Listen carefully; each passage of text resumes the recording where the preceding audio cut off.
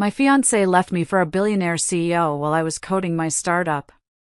Ideas are worthless without connections, he sneered as he stole my work. Months later, he invited me to their wedding. I showed up in a white suit. What happened next left the entire room speechless. Hello everyone. Thank you for being here with me today. Before I begin my story, I'd love to know which city you're joining us from. Please feel free to share in the comments. Now, let me take you into this story. I never thought I'd be the woman with a revenge story. Honestly, I never thought I'd be the type. My name is Maren Brooks, and for a long, long time, I was just a programmer. 3 years ago, I was living in Brooksville.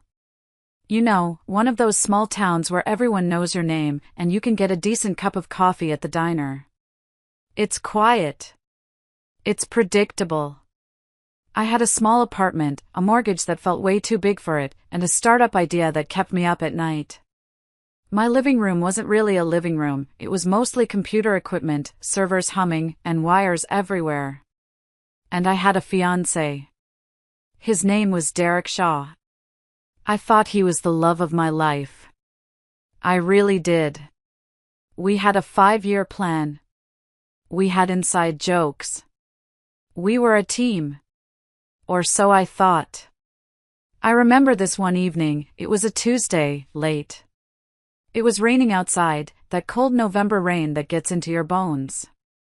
The only light in the apartment was the blue glow of my 3 monitors. I was so close. I was hunched over the keyboard, my hair in a messy bun I'd probably had for 2 days, putting the finishing touches on what I just knew, would be revolutionary software. I could feel it. That breakthrough was just on the other side of this one last bug. Maren, we need to talk. I barely looked up. My fingers were still flying. Just 5 more minutes, babe, I mumbled. I'm almost there with this code. This algorithm is it's working. No, Maren. Now. His voice. It had an edge. A coldness I hadn't heard before. It cut right through my concentration. I finally turned around, swiveling in my old office chair. I had to blink a few times, my eyes adjusting to the dim light of the room. He was standing by the doorway. But he wasn't in the sweats he usually wore around the house. He was in his good suit. The expensive one. The one he'd bought for his sister's wedding. And next to him, by the door, were 2 large suitcases. Not 1. 2. My stomach just dropped. It felt like I'd swallowed a block of ice. I could feel the blood drain from my face.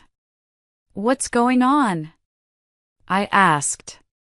My voice was a whisper, because some deep, animal part of me already knew. Derek? What is this? He didn't walk over to me. He didn't try to hug me or soften the blow. He just walked to the coffee table, which was covered in my notepads, empty coffee mugs, and technical manuals. He set down the keys to our apartment.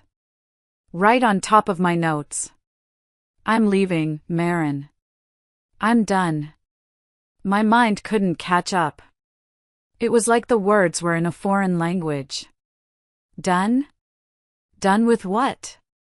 The code? I told you, I just need a little more time. The investor meeting next week. He laughed. And it wasn't the laugh I'd fallen in love with. It wasn't the one that crinkled the corners of his eyes. This one was cold, cruel, and full of something I'd never heard before. Contempt.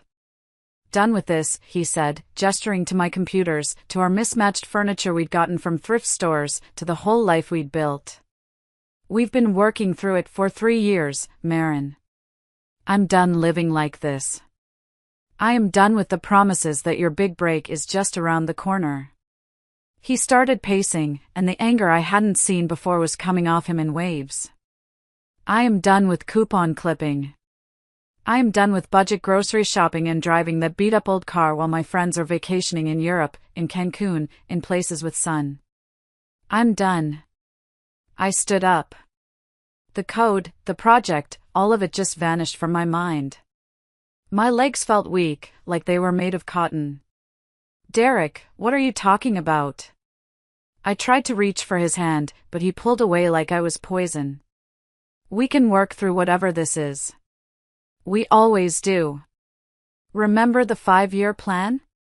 We're in year 4. This is the hard part, you knew this. No, he said, his voice flat. We don't. You work. You hide in your code, you hide in this mess. And I'm just supposed to wait around for this fantasy to pay off? I'm 32, Marin. I don't want to wait anymore. It's not a fantasy. I was desperate now, my voice rising. I'm close. So close. This platform could change everything for us.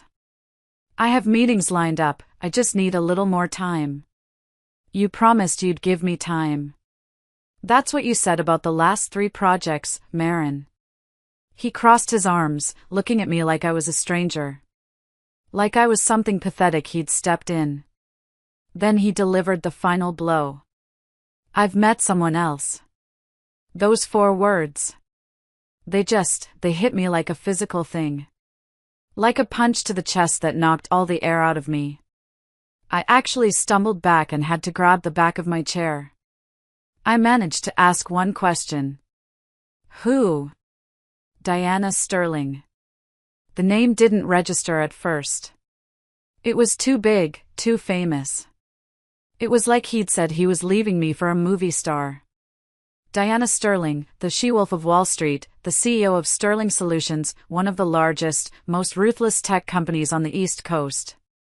I had read about her in magazines. I had, God help me, dreamed of pitching my ideas to her company one day. The Diana Sterling? I said, and my voice cracked. How did you even meet her? He had the grace to look away, just for a second. A slight flush crept up his cheeks. I applied for an executive assistant position at her company 6 months ago. 6 months. The timeline clicked into place. The late nights at the office. The new suit. The sudden disinterest in our budget. I didn't tell you, he added quickly, because I knew you'd get weird about it.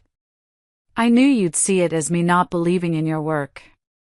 6 months? I repeated. The room was tilting sideways. I had to sit down. You've been seeing her for 6 months? It wasn't like that at first, he said, all defensive. She's my boss. But, yes. We've been together for about 4 months now. And Marin, he looked at me, and the pity in his eyes was worse than the anger. She can give me the life I want. The life I deserve. The life you promised me when we got engaged. I felt like I was drowning. So all those late nights. At work. I was with Diana, he finished. His eyes glittered with excitement. And I realized I was looking at a total stranger. Her world, Marin, it's everything I've ever wanted. She has a penthouse in New York. A vacation home in the Hamptons. She flies private, Marin. Private. He said it with such reverence. Private. And what about love? I whispered. My throat felt raw. Do you love her?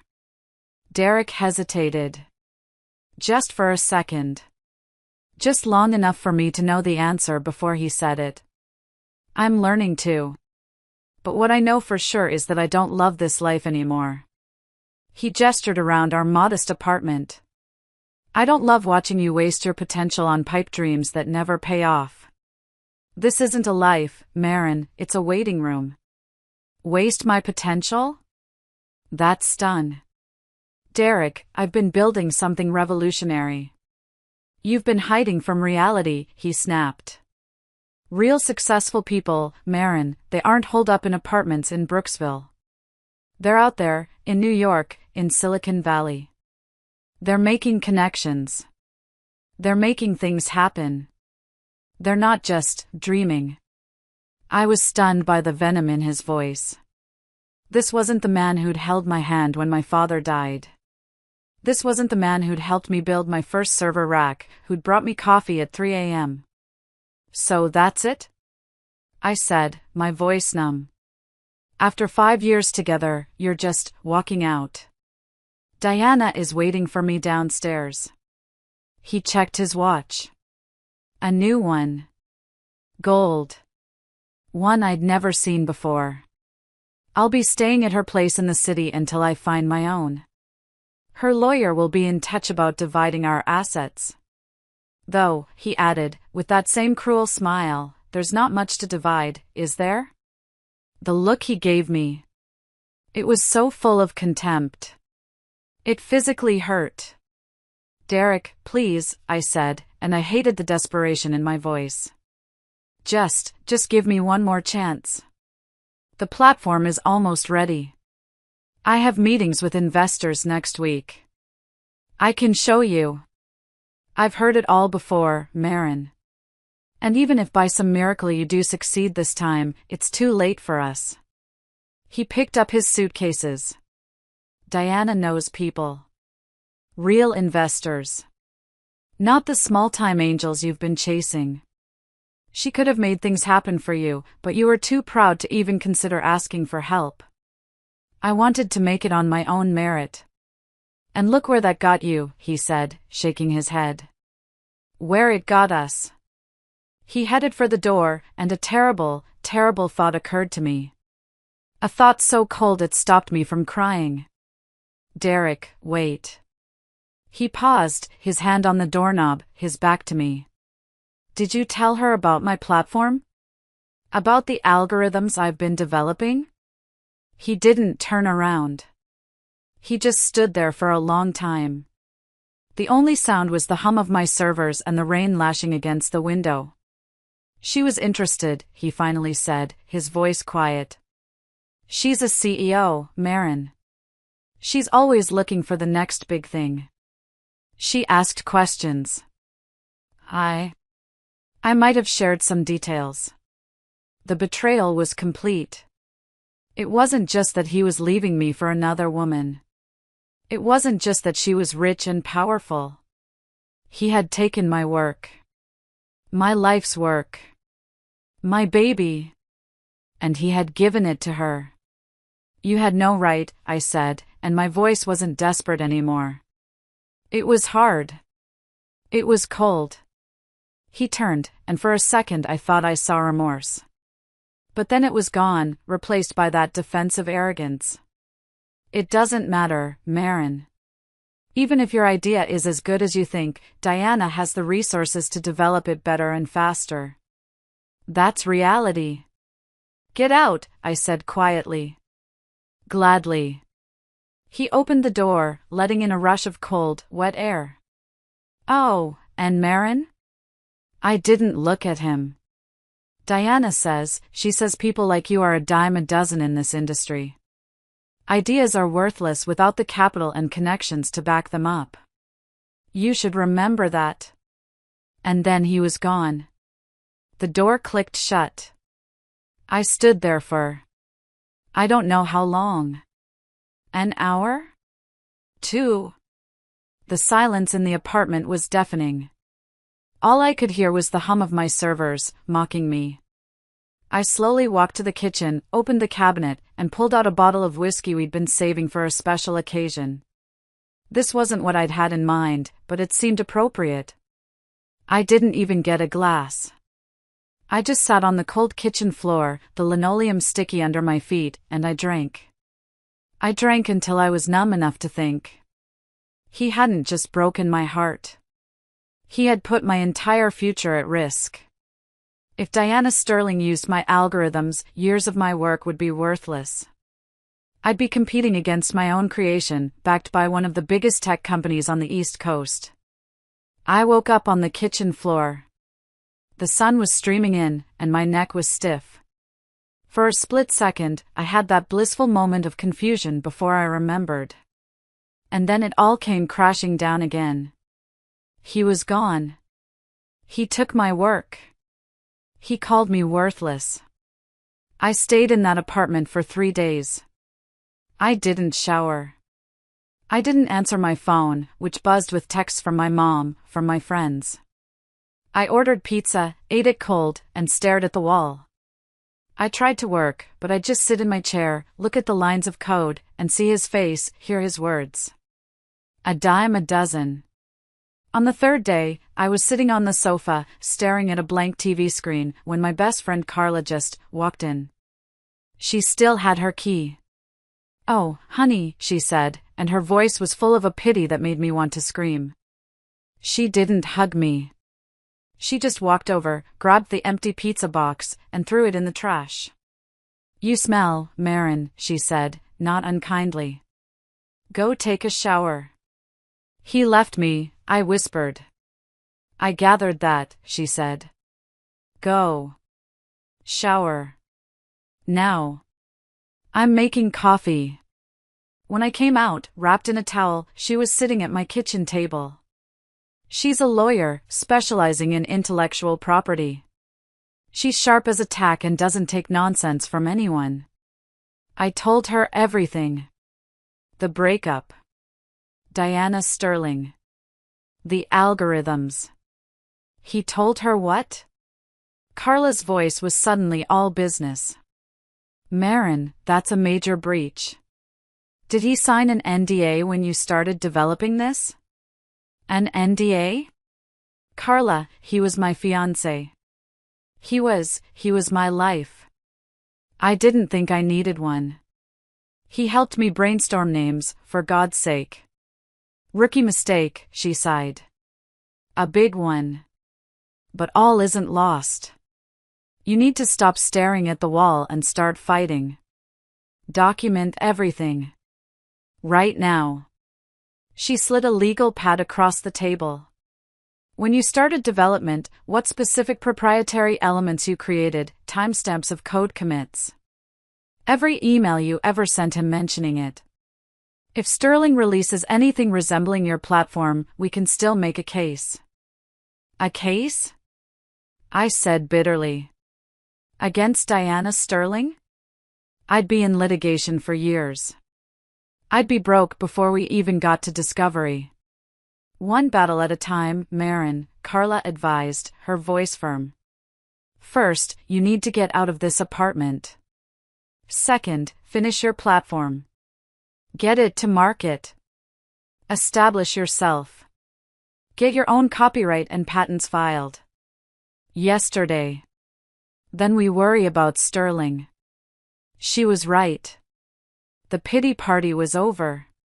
That night, sitting on my cold kitchen floor again, but this time with a laptop and a legal pad, I made a decision. I wouldn't just finish the platform.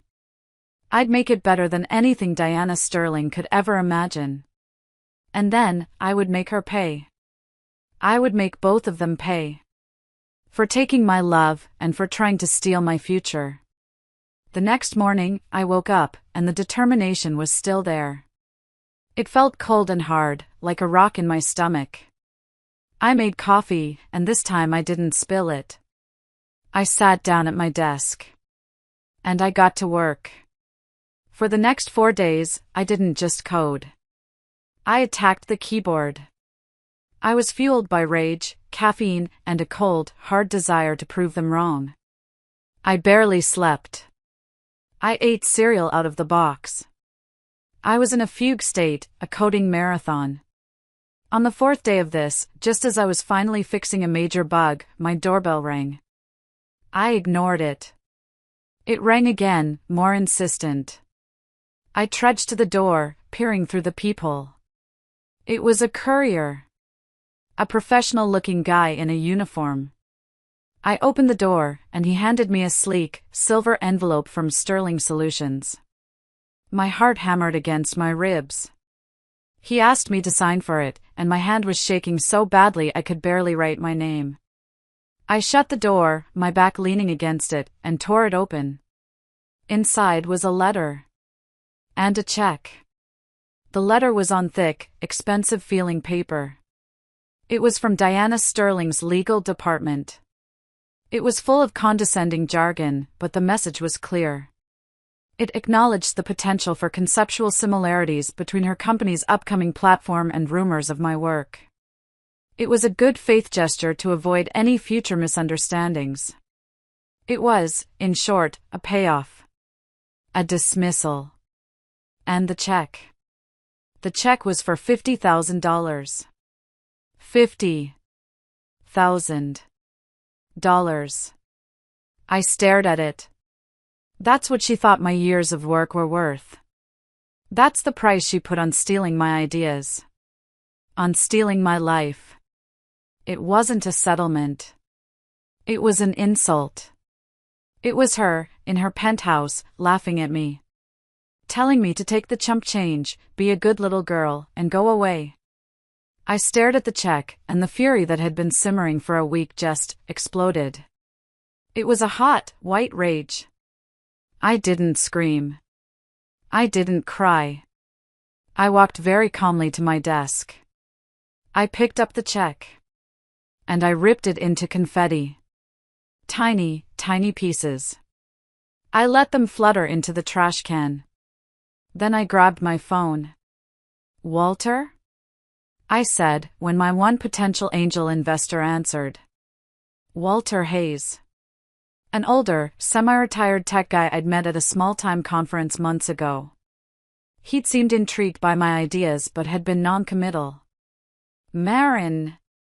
I was wondering if I'd hear from you. How's that project coming? I'm ready to show you the platform, I said, my voice steady and cold. Tomorrow. 9 a.m.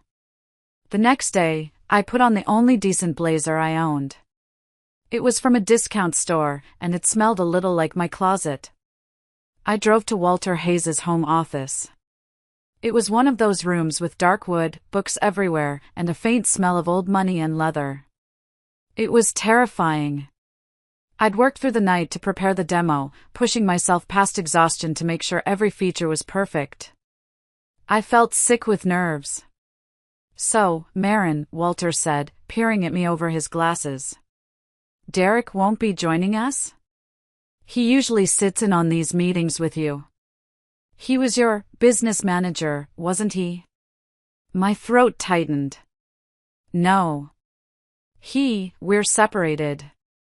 Walter raised an eyebrow. He was a shrewd old guy, he didn't miss much. I'm sorry to hear that. Recent? Very. I cleared my throat, forcing myself to meet his gaze. But that won't affect the project. If anything, I'm more committed than ever to making this work. I see. Walter studied me for a long moment. I could see him calculating. Was I a mess? Was I a bad investment? Well, he finally said, leaning back. The floor is yours. Let's see what you've got. I took a deep breath. And I launched into it. I didn't just talk. I showed him. I explained how my predictive analytics platform could process unstructured data, social media comments, customer service logs, all the messy, human stuff, faster and more accurately than anything currently on the market. As I demonstrated the software, I could see Walter's interest visibly grow. He leaned forward, his eyes fixed on the screen. He stopped me, asked me to run a query. I did. This is impressive, Marin, he said when I finished. Very impressive. But I've been hearing rumors. Rumors that Sterling Solutions is working on something very similar, scheduled to launch within the next quarter. My heart sank. So Derek hadn't wasted any time. Diana was moving fast. Mine is better, I said firmly. And I can prove it. How? Give me a data set. Any data set. Something your team is stuck on. Let me show you what this platform can do in real time. Walter considered this. He liked a gamble. He picked up his phone, made a brief call, and within minutes, his assistant emailed over a massive, messy data set from one of his portfolio companies. Customer behavior patterns that had been proving impossible to analyze effectively. "They've had a team of 6 on this for a month," he said. "Show me what you can do with this," he challenged. I imported the data.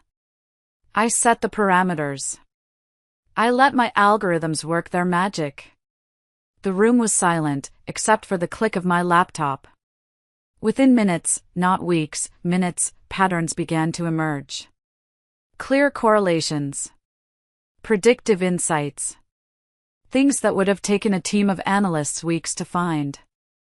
Walter leaned so far forward he was almost out of his chair. His eyes were wide. "That's remarkable." "This is just the beginning," I said, feeling the first real spark of hope since Derek had walked out. "With proper funding, I can expand the capabilities even further. I can scale it." By the end of the meeting, Walter wasn't just interested. He was excited. "I'm prepared to offer $2 million in seed funding," he said, scribbling on a legal pad. "For 15% equity." I almost fainted. $2 million. "But I need you to move fast, Marin. If Sterling beats you to market, even with a worse product, her name and connections." "They won't," I promised. "And Walter?" "I need something else." He looked up, pen poised. "What's that?" "Connections." My voice was firm. "I need to be introduced to the right people. Not just for the business, but to build a profile. I want the tech world to know who is behind this platform." Walter smiled, a slow, appreciative smile. "That, Marin, might be even more valuable than the money. Consider it done." As I walked out of his office with a signed term sheet, I felt something I hadn't experienced in a very long time. Hope. And something else, too. The first, cold, calculating stirrings of a plan. A plan that went beyond just succeeding. A plan to take everything from Diana Sterling, just as she had tried to take everything from me. The next 3 months were a blur. A blur of 20-hour workdays, endless coffee, and code. I barely left my apartment, except for meetings with Walter and his network.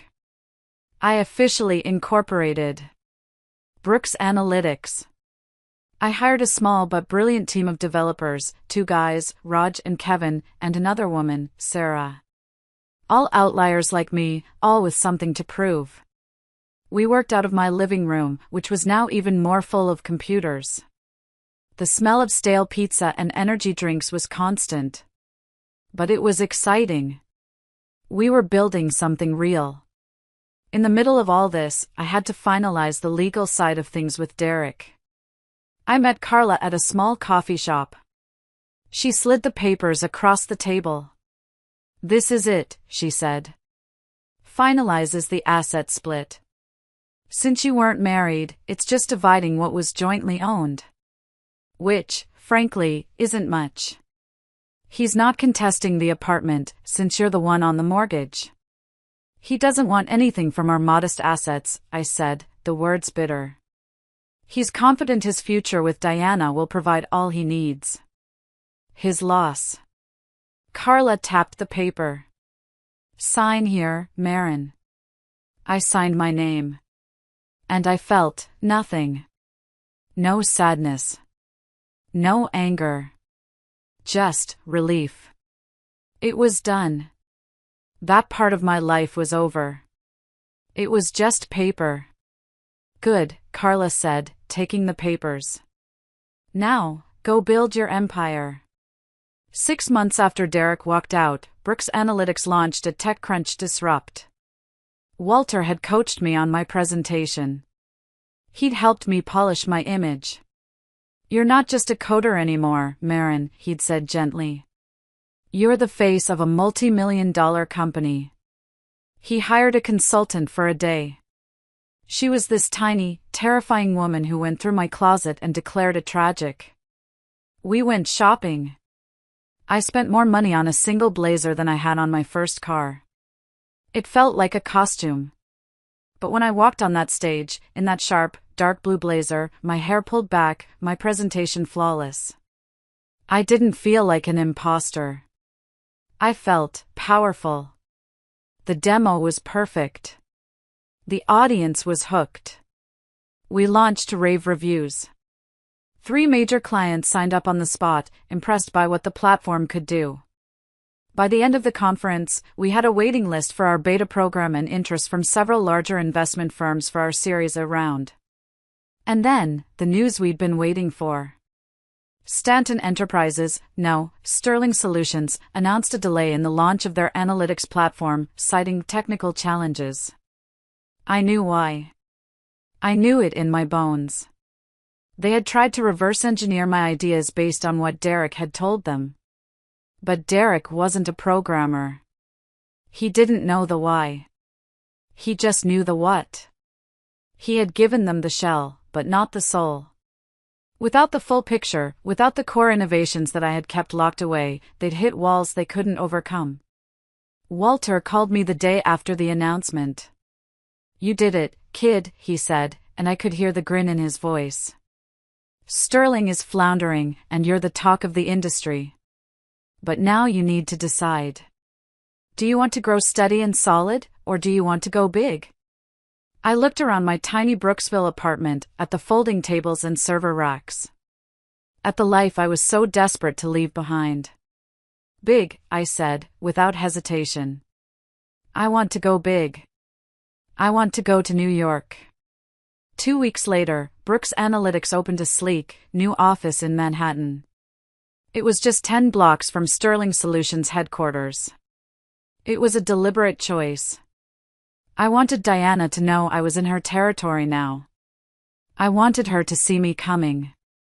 The move to New York was a shock to the system. Walter's realtor found me an apartment in Tribeca. It was a sterile, white box with floor-to-ceiling windows, and it cost more per month than my entire yearly mortgage in Brooksville. I ate takeout on the floor for the first week because I didn't have any furniture. The city was so loud. And I had never felt so lonely in my life. I'd call Carla, just to hear a friendly voice. "It's so much," I told her one night, looking out at the endless lights.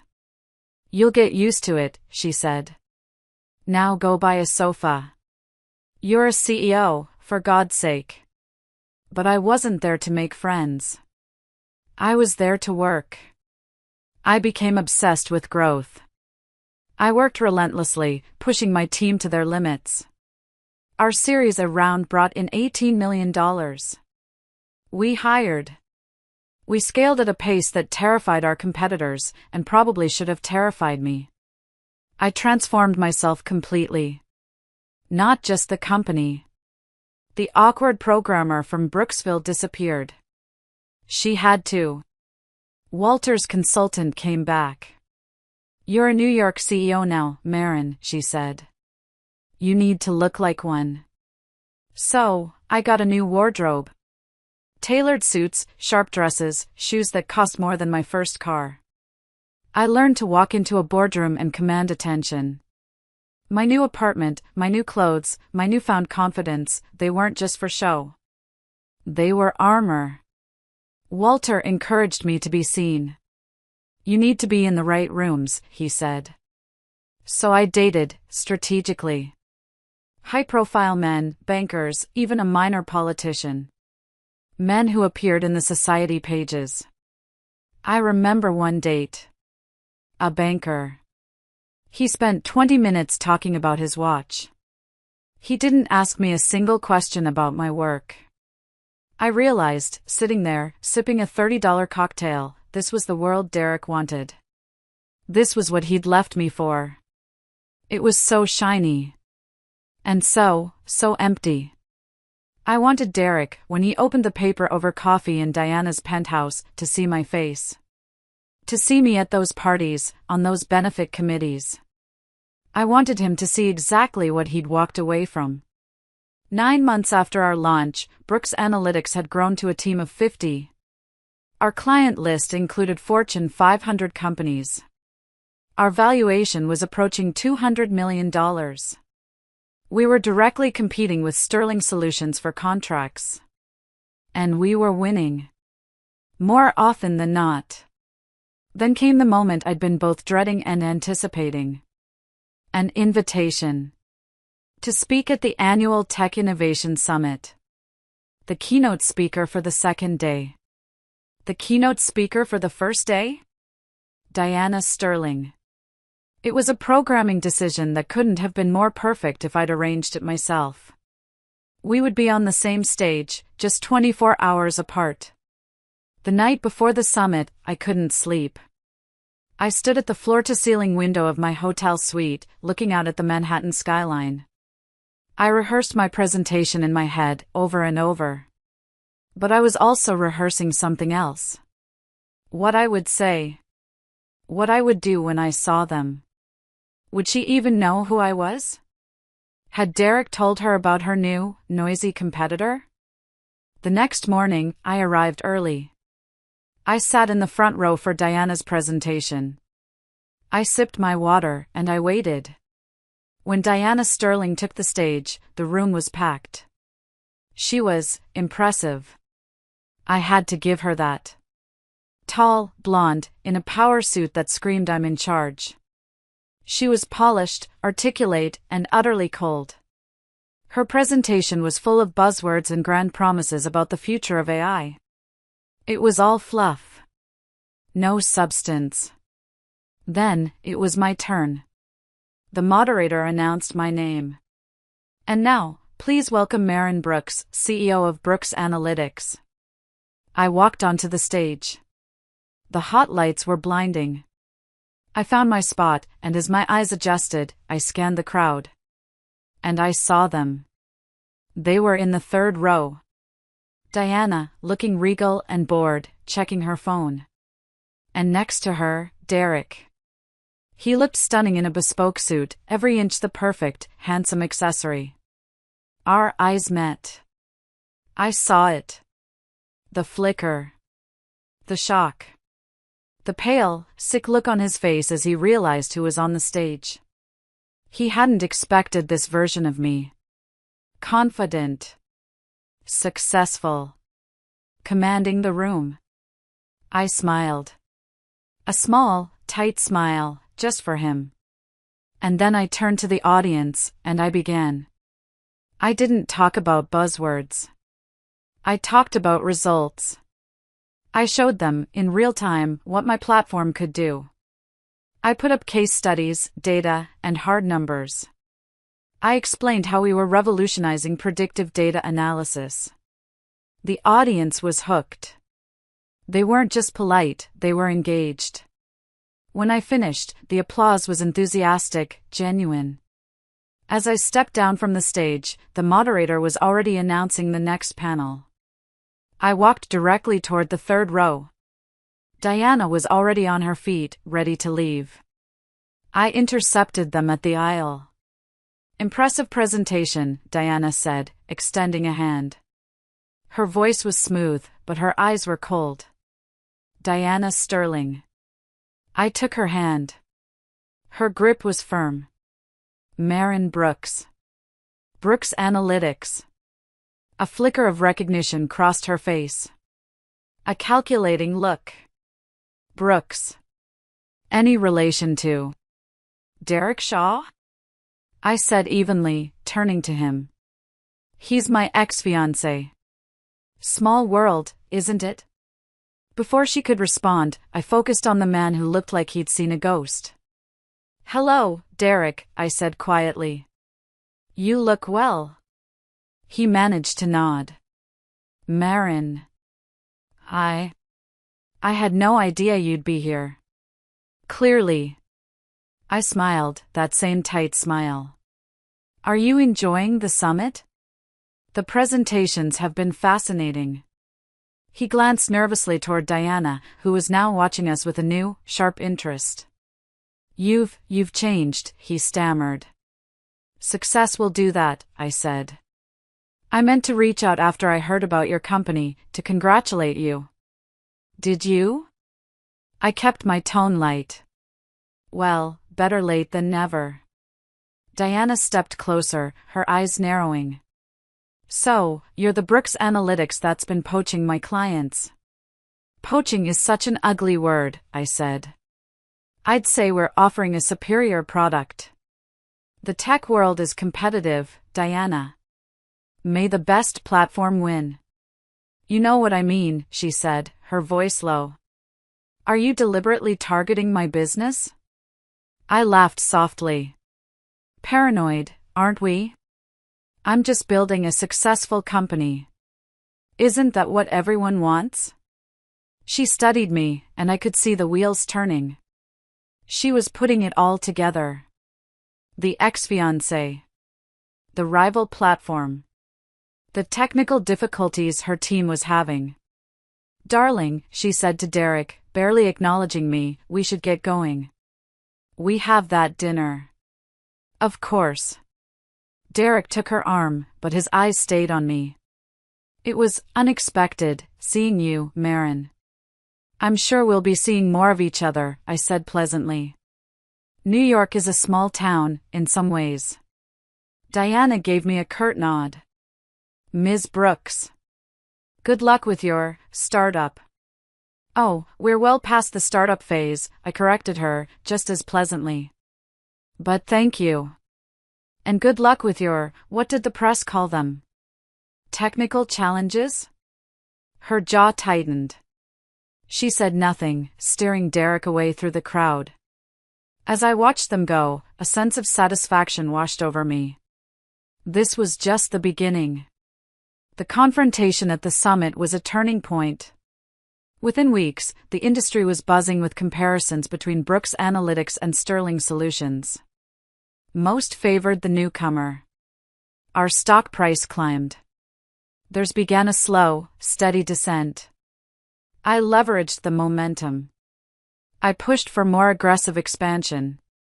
I deliberately targeted Sterling's key clients with demonstrations that highlighted the superiority of our platform.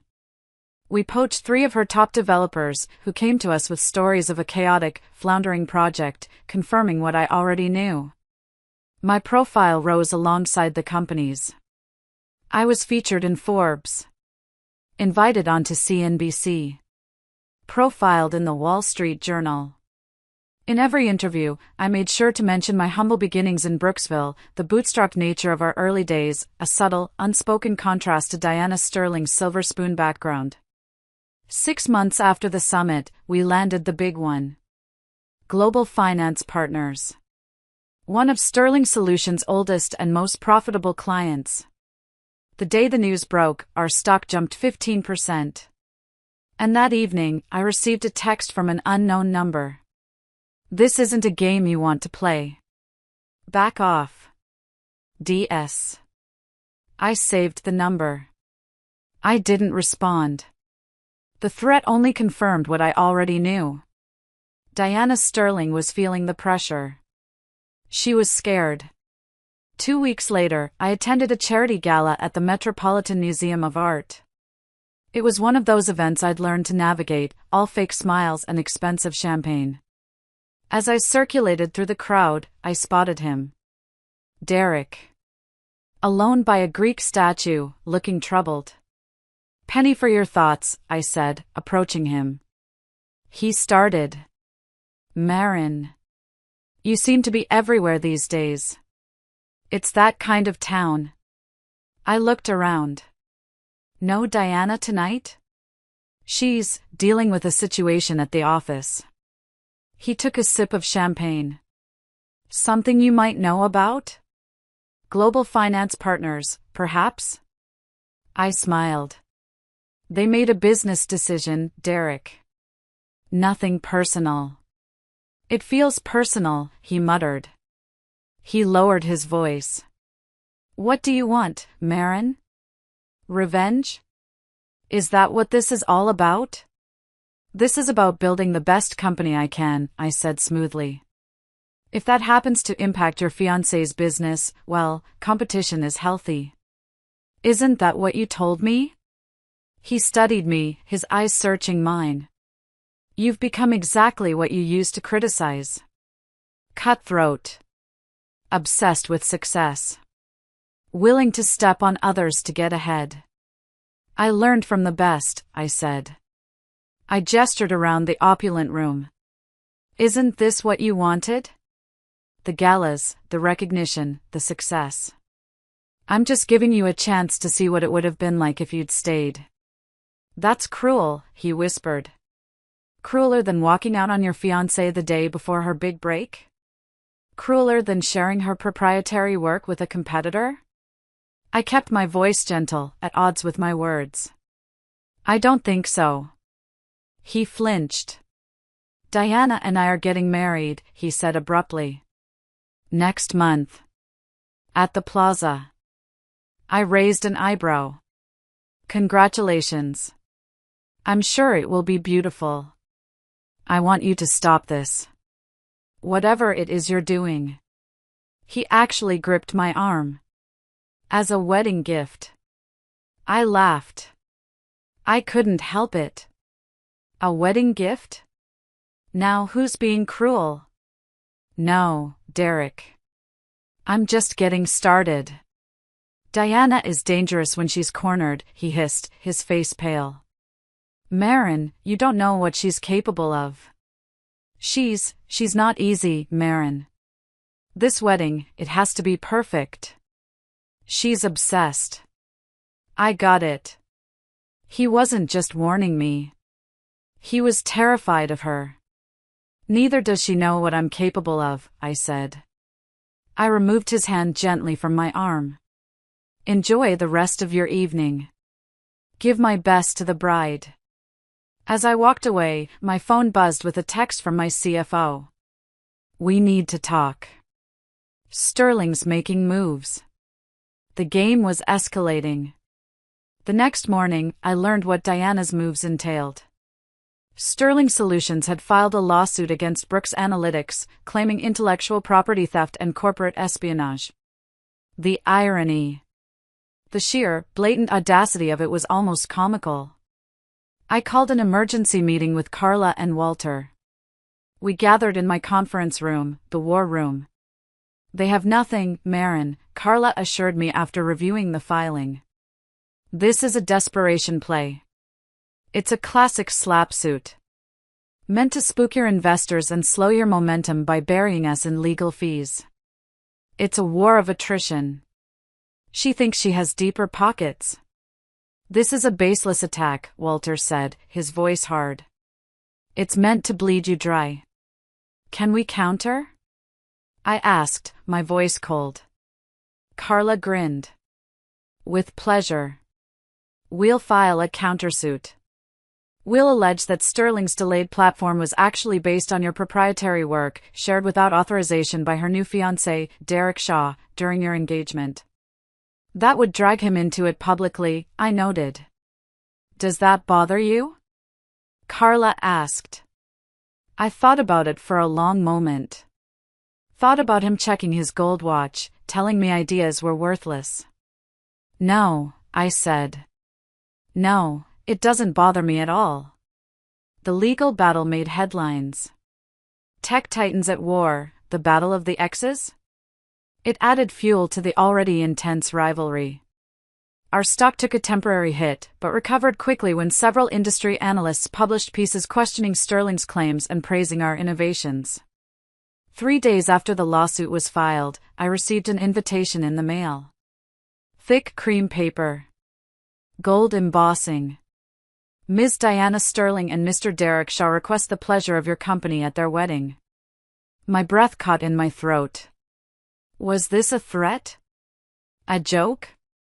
Inside, on a smaller card, was a handwritten note. Not from Diana. From Derek. Marin. I'd love for you to see what real success looks like. No hard feelings. D. The sheer, unmitigated audacity. It took my breath away. Was this some kind of twisted olive branch? Or a calculated move to show me that despite our legal battle, they were untouchable? Either way, it presented an opportunity one couldn't ignore. I RSVP'd with a simple, Maren Brooks will attend. Then I called Walter and my investment team back to the war room. I want to know everything about Sterling Solutions' financial situation, I said. Board members, shareholders, outstanding loans. Every piece of debt. Everything. Are we looking at an acquisition? My CFO asked, his voice cautious. Something like that, I said. What we discovered was fascinating. Despite the outward appearance of success, Sterling Solutions was overleveraged. Diana had been taking massive risks, expanding too quickly, and the company's stock was incredibly vulnerable. The lawsuit against us was, as Carla suspected, a smokescreen to distract from their weakening position. Walter's sources said she'd been using company funds for personal expenses, including, it seemed, the wedding. It's a house of cards, Walter said, leaning back in his chair. Then let's blow, I said. With Walter's help, I began quietly buying shares through various shell companies and investment vehicles. Not enough to trigger any alarms, but steadily, day by day, increasing our position. I also started courting key board members and institutional investors, planting seeds of doubt, suggesting that Diana's erratic leadership might not be as solid as they thought. 2 weeks before the wedding, I received another text. This time, from Diana's number. I know what you're doing. Back off now or I'll destroy everything you've built. I'll see you in court. I forwarded it to Carla. More evidence for our harassment counterclaim. The next day, Sterling Solutions announced a surprise press conference. Diana stood before the cameras, looking confident as she unveiled a revolutionary new direction for her company. A pivot to AI and machine learning, areas where we had not yet established a strong presence. The market responded positively. Her stock jumped 8%. My phone rang immediately. It was Walter. Did you see that? She's trying to outflank you. Let her try, I said calmly. She's too late. The week before the wedding, we made our move. Brooks Analytics announced a tender offer for Sterling Solutions shares at a premium that was hard for shareholders to resist. The business world was shocked. A 3-year-old company trying to swallow one that had been around for decades. It was madness. But what they didn't know was that we already controlled nearly 30% of the shares. And we had quiet commitments from enough other institutional shareholders who were tired of Diana's erratic behavior, her lawsuit, and her dwindling returns, to push us over the 50% mark.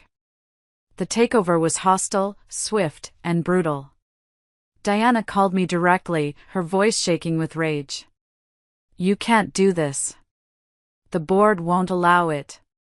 The board doesn't have a choice, Diana, I said calmly, looking out my office window at the city skyline. The shareholders have spoken. And neither do you. This is about him, isn't it? She spat. This whole thing. It's because he chose me over you. This is business, Diana. You tried to steal my work. You threatened me. You sued my company. Did you really think there wouldn't be consequences? I'll fight this, she promised. With everything I have. You don't have much left, I pointed out. But hey, look on the bright side. You still have the wedding to look forward to. I paused, letting that sink in. Speaking of which, I added, I'm looking forward to meeting your board members in a more social setting. I'll see you on Saturday. I hung up before she could respond. The timing wasn't a coincidence. I wanted her distracted. I wanted her off balance. I wanted her humiliated right before her big day. But I didn't want to stop the wedding. No. I very much wanted that to proceed. Because I had one more card to play. The day of the wedding dawned bright and clear. I dressed carefully. Not in a gown. In a custom Tom Ford suit. White, ironically. Underneath, a black silk shell. I selected a platinum Patek Philippe watch, a recent indulgence. I had my driver take me to the plaza. My plus one wasn't a date. It was Jessica, my new VP of operations. A shrewd, sharp businesswoman who understood exactly what today was about. Remember, I told her as we pulled up to the hotel, we're not here to make a scene. We're here to observe. Jessica nodded, a small smile playing on her lips. And to be observed. The plaza's ballroom was a wonderland. Transformed with white orchids and roses everywhere. A string quartet played softly. Guests in designer finery mingled, sipping champagne. I recognized faces from magazine covers, from business news. Diana had invited the cream of New York society. I found my name on the seating chart, took my seat quietly in the middle row, and waited. I watched Derek standing at the altar. He was fidgeting with his cufflinks. He looked pale, nervous, but handsome in his bespoke tuxedo. He looked, I thought with a pang of, not sadness, but something, like an accessory. Which, I supposed, he was. Then the music swelled. Diana walked down the aisle. She was a conqueror. Her Vera Wang gown probably cost more than my first apartment. She beamed at her guests, at her groom, every inch the successful, powerful woman. I felt nothing. Not anger. Not loss. Not even satisfaction. Just a curious detachment, as if I were watching a movie about someone else's life. They exchanged vows. Rings were presented on a silk pillow. They sealed their union with a kiss. The guests applauded. I clapped politely along with everyone else. It was during the reception that things began to unravel. Diana and Derek were making their rounds, accepting congratulations. Derek looked happy. Genuinely happy. Relieved, even. And then, Diana's phone, tucked in a tiny, beaded purse, began to buzz. She checked it, frowned, and excused herself. Minutes later, she returned, looking pale. I sipped my champagne and watched. She whispered urgently to one of her executives, who was also a guest. His phone began to buzz. Then another. And another. The elegant, old-money crowd at the wedding, the business half of it, anyway, was starting to realize something was happening. The air in the room shifted. And then, Diana saw me. Our eyes met across the room. From behind my champagne glass, I raised it in a silent toast. The confusion on her face quickly morphed into shock. Into dawning recognition. Followed by something much, much darker. She started toward me, but was intercepted by another board member, who grabbed her arm and showed her something on his tablet. Diana's face drained of all color. The news was breaking. On all the financial networks. Brooks Analytics has successfully acquired a controlling interest in Sterling Solutions. Effective immediately, the board will be restructured. Maren Brooks will be the new chairman. In other words, I now owned her company. And right at that moment, just as Diana Sterling realized that everything she had built was gone, I want to pause for just a second. If you are still listening, if you're still here with me, please help me by liking this video and commenting the number 1 down below. It lets me know that you're here, that you're part of this, and that you get it. It's a small thing, but it means the world to me. It lets me know I'm not just talking into the void. Please, comment the number 1 so I know you're here, and now, let me tell you what happened next. Derek, still floating on his bridal bliss, seemed oblivious. He was chatting with guests, showing off his new ring, accepting compliments. I decided it was time to offer my personal congratulations. Derek, I said, approaching him with a warm smile. He turned, and the shock on his face was priceless. Maren. I didn't think you'd actually come. And miss your big day? Never. I leaned in and kissed his cheek, breathing in the same expensive cologne he'd been wearing the day he left. Marriage is a serious commitment. Almost as serious as business. His eyes narrowed slightly. What are you doing here, Marin? Really? I was invited. I held up my hands innocently. And I wanted to see how the other half lives. It's very impressive. He studied me, taking in the suit, the watch, the confidence that hadn't been there before. You've changed. Success will do that, I said lightly. I heard your company was doing well. But Brooks Analytics, I supplied. Speaking of which, have you checked on your new wife? She seems a bit preoccupied. Derek frowned and looked across the room, where Diana was now surrounded by a group of agitated men in suits, her face a mask of barely controlled rage. What's going on over there? He asked, the first flicker of worry on his face. Oh, just some business news breaking, I said, taking another sip of champagne. Nothing that should ruin your special day. Tell me, Derek, are you happy? Did you get everything you wanted? He seemed taken aback by the question. Of course I am. Diana. Diana gives me everything I could ever ask for. Everything has a price, I said mildly. I learned that from you. Before he could respond, Diana appeared at his side. Her face was ashen. Derek, she snarled, we need to talk. Now. Diana, what's wrong? It's our wedding reception. Ask her, Diana spat, glaring at me. I extended my hand. Diana Sterling, we've never been formally introduced. Marin Brooks. Congratulations on your marriage. You make a lovely couple. She ignored my hand. You orchestrated this. Today. Of all days. Orchestrated what? Derek looked between us, completely, utterly confused. She's taken over the company, you fool. Diana screamed, and the string quartet faltered, the music dying. A hostile takeover. Announced right in the middle of our wedding reception. Derek's eyes widened as he turned to me. You did what? Business is business, I shrugged. Timing is everything. Isn't that what you told me, Derek? Through Diana, of course. You bitch, he stammered. Derek. Diana hissed. Not here. Everyone's watching. And they were. The elegant wedding reception had transformed.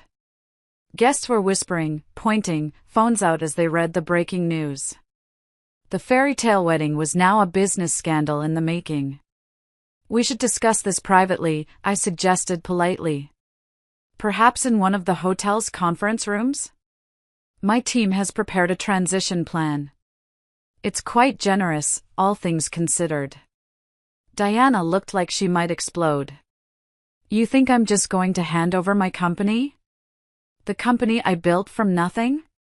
You don't have a choice, I said calmly. The shareholders have spoken. But I'm willing to keep you on in an advisory capacity.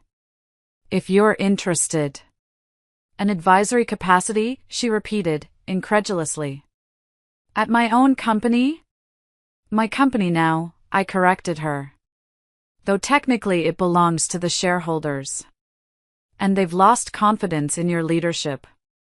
Derek was just staring at me, like he'd never seen me before. Marin, how could you do this? Today? Of all days? How could I? I laughed softly, a real laugh this time. Derek, you left me for this woman, the day before I secured the funding that changed my life. You shared proprietary information about my platform with her. And then you had the audacity to invite me here, to watch you marry her. Did you really think I would just sit back and applaud? Diana's head snapped toward him. What proprietary information? Derek, what is she talking about? A flash of guilt crossed Derek's face. It wasn't like that, Diana. I just mentioned her project in passing. You told her enough, I said, my voice cutting through the silence, that she was able to incorporate elements of my technology into her latest platform. Not enough to replicate it, but enough that her lawyers should have raised intellectual property concerns. Diana turned to him, her eyes wide with a new kind of horror. Is this true? I didn't. I mean, I might have described some aspects of her work, but I didn't think. You didn't think it mattered, I finished for him. Because I was just a small-time programmer with big dreams, right? A nobody from Brooksville who would never amount to anything. The color drained from Derek's face. That's not fair. Life rarely is, I said. I straightened my suit jacket. Now, if you'll excuse me, I should go mingle with my new board members. We have a lot to discuss about the future of Sterling, or, should I say, Brooks Sterling Enterprises. As I turned to leave, Derek grabbed my arm. Maren, wait. Can we talk? Privately? I looked down at his hand, then back at his face. I think we've said everything that needs to be said. Please, he whispered. 5 minutes. Diana was already being pulled away by her frantic team, too distracted by the business catastrophe to notice her new husband slipping away with me. I sighed. Fine. I followed him to a small balcony off the main ballroom. The New York skyline spread out before us, lights twinkling in the early evening. Say what you need to say, Derek, I told him, keeping my distance. He took a deep breath. I'm sorry. For how things ended between us. For what I said that day. Which part? I asked. The part where you called me a failure, or the part where you betrayed my trust by sharing my work with your new girlfriend? He winced. All of it. I was unhappy, Maren. I felt stuck in a life that wasn't going anywhere. And now? I asked. Are you happy with the life you chose? He looked back toward the reception, where the chaos was still unfolding. I thought I was. Until the money and power were threatened, I noted. Interesting how that works. That's not fair. I didn't marry Diana for her money. I raised an eyebrow. Not just for her money, he amended. She was stable. Established. She knew what she wanted and how to get it. And I didn't. You had dreams, Maren. Beautiful dreams. But dreams don't pay the bills. I gestured to myself. The suit. The watch. The city behind me. Does this look like a dream to you? Brooks Analytics is valued at over $1 billion. We employ 300 people. And now, we own Sterling Solutions. Derek looked at me with new eyes. I didn't know it would happen so fast. When I heard your company was doing well, I thought. I don't know what I thought. That you'd had a moderate success. That you'd finally gotten your little project off the ground. You never believed in me, Derek, I said, and the sadness of that, after all this time, was still there. Not really.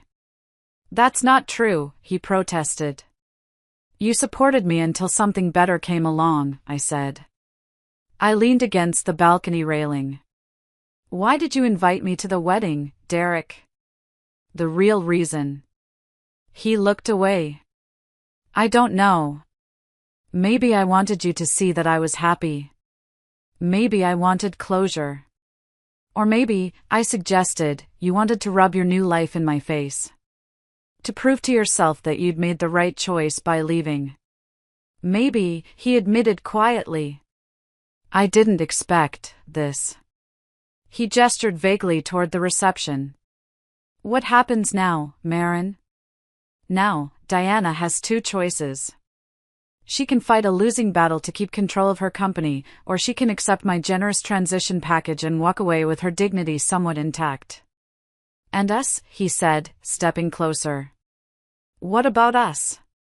There was a vulnerability in his voice I hadn't heard in years. I studied him for a moment. The man I had once loved more than anything. The man who had broken my heart and, in doing so, had inadvertently set me on the path to where I stood today. There is no us, Derek, I said. There hasn't been for a long time. But there could be, he said quickly, stepping even closer. He tried to touch my arm. We could try again. Things are different now. You're different. I almost laughed. You're married. As of about, an hour ago? Marriages can be annulled, he said, his voice low. Diana and I, it's complicated. She's not a warm person, Marin. And now, with everything that's happened, she'll blame me. Let me get this straight, I said slowly. You're suggesting we rekindle our relationship. Now that I'm successful. Now that I have money and power. He flushed. That's not fair. I always cared about you, Marin. We had history. History isn't enough. I straightened up, moving toward the door. You know what I realized after you left, Derek? That I deserve someone who believes in me when things are hard. Not just when it's easy. Someone who sees my potential even when I'm still in the messy building phase. You weren't that person. I made a mistake, he whispered. Yes, you did. I nodded. And now we live with the consequences. I could see the desperation growing in his eyes as he realized I wasn't going to offer him an escape route. What am I supposed to do now? He pleaded. Go back in there and pretend everything's fine while my wife's company falls apart? That's up to you, I said. But if I were you, I'd start looking at that prenup. Diana's net worth just took a significant hit. You're enjoying this, he accused me, his voice turning bitter. Watching us suffer. No, I said honestly, and it surprised me that it was true. I thought I would. I really did. But I don't. I just feel free. I never meant to hurt you, Marin, he said, his eyes filling with tears. I just wanted more than what we had. And now you have more than you bargained for, I replied. Goodbye, Derek. I walked back into the reception to find it in complete disarray. Diana was nowhere to be seen, whisked away to an emergency meeting with her lawyers, no doubt. Guests were leaving in droves. The celebration was effectively over. Jessica, my VP, found me by the bar. Mission accomplished? I nodded. Let's get out of here. As we headed for the exit, a commotion near the gift table caught my attention. Diana had returned. Her hair was mussed, her veil was torn, and her face was flushed with what I assumed was a combination of rage and alcohol. Brooks, she shouted, pointing at me. The remaining guests turned to stare. You think this is over? You think you've won? She stalked toward me, her movements unsteady in the giant wedding dress. Diana, Derek pleaded, trying to take her arm. Not here. Let's go. She shook him off. No. I want everyone to know what kind of woman she is. The kind who'd ruin a wedding out of spite. I stood my ground as she approached. I think you've had enough champagne, Diana. Why don't you listen to your new husband? My husband? She laughed, a bitter, sharp sound. The man who was so impressed by your little computer program that he couldn't wait to tell me all about it. She turned on Derek, who looked horrified. Did you know she was planning this? Were you in on it? What? No. Diana, please. Because it seems awfully convenient, she continued, her voice rising to a shriek. You leave her, you tell me about her project, and then, surprise, she shows up a billionaire and takes my company. The accusation hung in the air. That's enough, I said firmly. You're embarrassing yourself and your groom. You don't get to tell me what's enough. Diana lunged forward suddenly, grabbing my lapels. "You've taken everything from me." Security was moving toward us, but before they could intervene, Diana swung wildly. Her fist, weighed down by a massive diamond ring, connected with my jaw. The impact was more surprising than painful. She was too drunk to put much force behind it. I stumbled back, but I didn't fall. The room went silent. I touched my jaw. "Feel better?" I asked quietly, straightening my suit jacket. Diana stood there, breathing hard, the fight seemingly gone out of her. 2 security guards took her arms. "Don't worry," I told them. "I won't press charges. It's her wedding day, after all." Derek rushed to Diana's side, his face a mask of mortification. "I'm so sorry," he said, though it wasn't clear if he was apologizing to me or to the guests. "Take care of your wife, Derek," I said. "She's going to need you." As Jessica and I walked out into the cool New York night, the whispers followed us. By morning, the incident would be all over the business press. The wedding day takeover, followed by the bride's public meltdown. Was it worth it? Jessica asked as our car pulled away from the plaza. I touched my jaw, which was beginning to throb. Every damn second. The fallout was swift, and it was merciless. By Monday morning, Diana Sterling had been officially removed as CEO of what was now Brooks Sterling Enterprises. The board voted unanimously to accept the new leadership structure, eager to distance themselves from the scandal. Diana's downfall was spectacular. She gave a few scathing interviews on financial networks, but she just looked unhinged, her accusations increasingly desperate. Within months, her reputation was in tatters. Her social circle evaporated. The last I heard, Derek had filed for an annulment. The prenup he'd signed was ironclad, and without Diana's fortune, he disappeared from the social scene entirely.